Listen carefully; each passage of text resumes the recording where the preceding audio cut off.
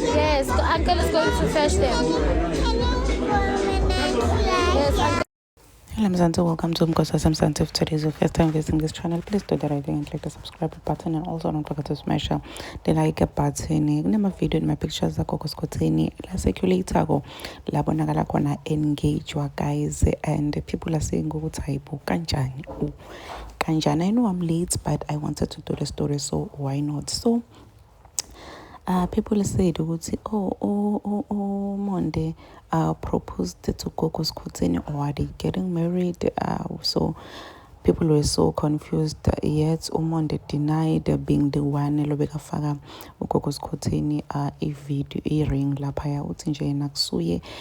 He even showed people his tattoos, ukuthi lama tattoos la lepha esandleni salo mfana lofaka Gogo Skutini earring, lama tattoos akhe they are not the same. So we know how Umonde and Gogo Skutini like chasing clouds, like they just love chasing clouds. I don't know why, but Lendiabo, it's now getting annoying because Nyalungabona kwendeka so sijikijiki sebawethu they are together bayahleka.